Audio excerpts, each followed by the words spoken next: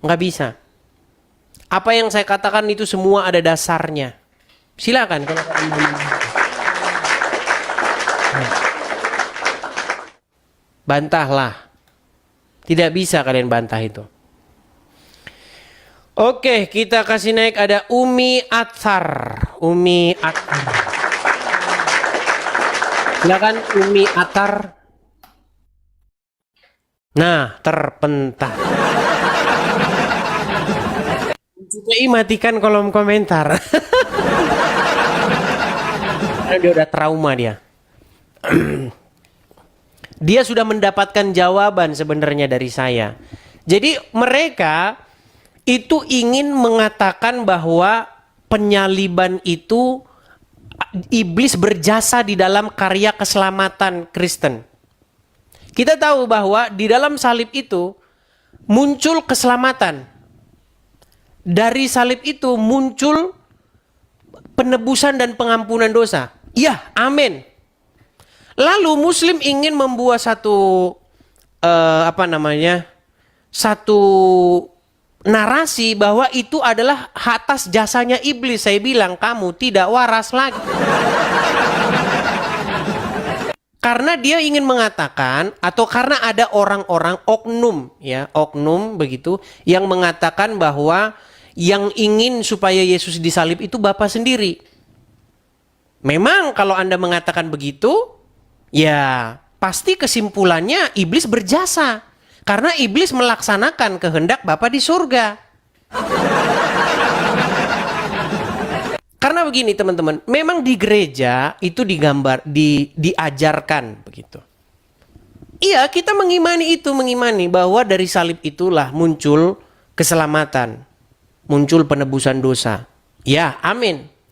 Tetapi bagaimana prosesnya itu yang sering dilatah oleh jemaat.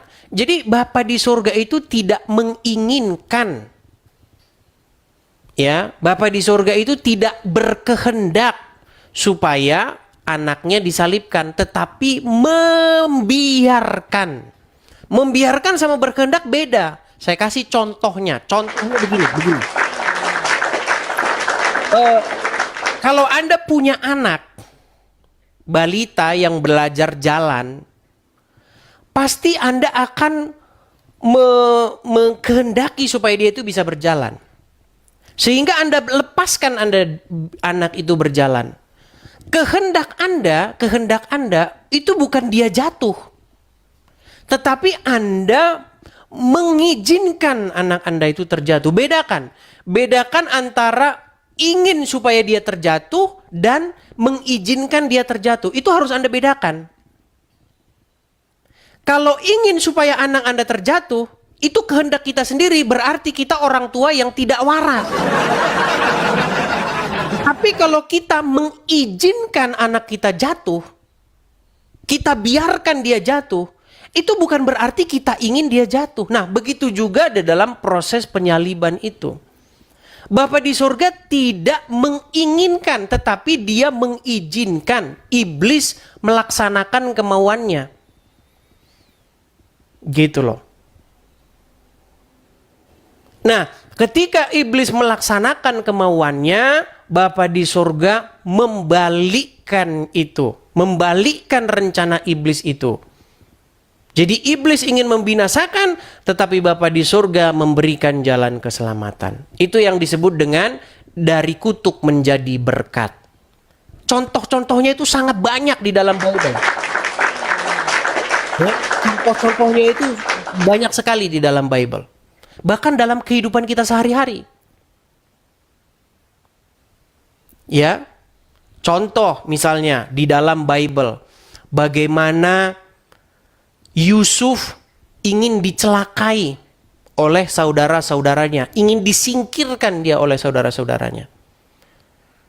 Bapa di surga membiarkan itu terjadi, bukan berarti dia dalangnya, tidak.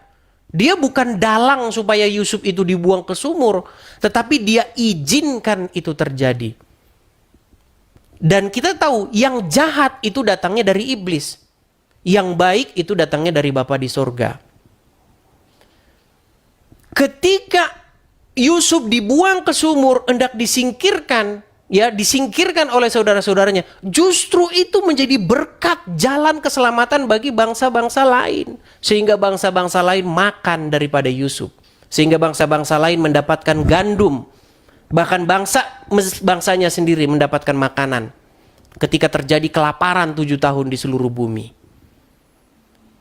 Jadi makanya saya bilang, iblis merencanakan yang jahat. Iblis mereka-rekakan yang jahat. Tetapi Bapa di sorga menghajar rencana iblis itu. Menampol mukanya sendiri. Menampol mukanya iblis itu. Itu. Tapi dia izinkan iblis itu. Kita lihat sampai mana loh. Sampai mana langkahmu, sampai mana.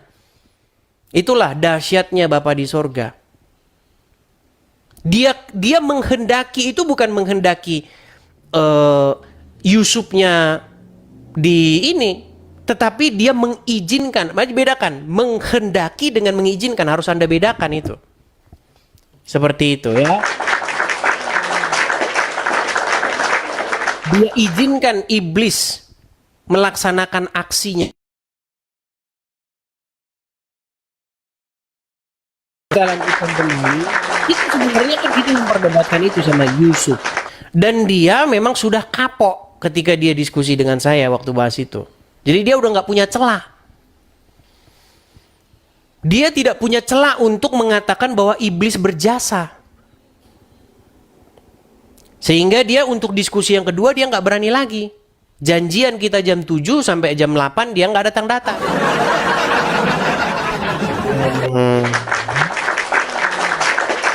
Maksudnya seperti yang terjadi kepada Ayub juga seperti itu. Tuhan mengizinkan Ayub dicobai. Tuhan mengizinkan Ayub mengalami penderitaan. Apakah penderitaan itu kehendak Bapa di sorga? Tentu tidak. Tetapi kehendaknya dia itu bukan itu. Kehendaknya dia itu mengizinkan itu terjadi. Begitu. Karena apa? Karena di balik penderitaan ada mahkota yang akan kita terima.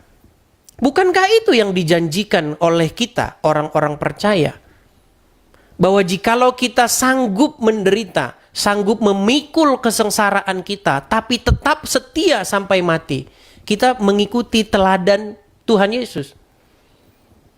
Kita ikuti jalan Yesus, jalan Tuhan Yesus, jalan penderitaan untuk memikul salib kita.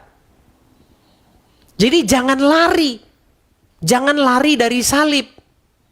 Iblis bukan hanya hendak membinasakan Sang Mesias. Iblis juga ingin supaya Sang Mesias takluk kepadanya. Makanya iblis berusaha menggoda supaya Sang Mesias mengikuti kemauannya. Bukan hanya membunuh saja. Ya, mengikuti juga. Begitu. Ya. Ketika saya debat sama Yusuf PI, banyak orang yang lagi tidur. Iya, waktu saya debat sama Yusuf PI itu, orang-orang yang menggoreng komentar saya itu, mereka lagi tidur sambil ngences. Mereka sedang tidur sambil ngences. Karena apa? Karena channel-channelnya, karena dia ngomong di YouTube-nya, di TikTok-nya sepi, nggak ada yang dengar. Tidur mereka. Kences, meler kencesnya. Dengar gosip. Edis ngomong katanya bahwa keselamatan itu adalah rencana iblis. Buset dah.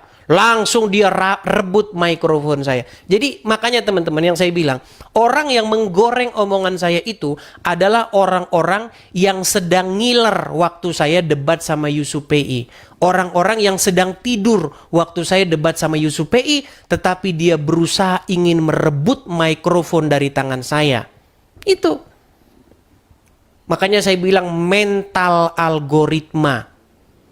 Dia nggak tahu apa yang sedang terjadi, tapi ngomong cuap-cuap. Gitu teman-teman. Jadi janganlah mengganggu pekerjaan yang sedang saya kerjakan. Saya sedang mengerjakan proyek. Saya sedang mengerjakan pekerjaan saya untuk memberitakan kebenaran Injil kepada Yusuf PI dan kawan-kawannya. Lakukanlah pekerjaanmu. Mengapakah kau mengganggu pekerjaanku dengan mengatakan sesuatu yang tidak saya maksudkan? Gitu. Ya.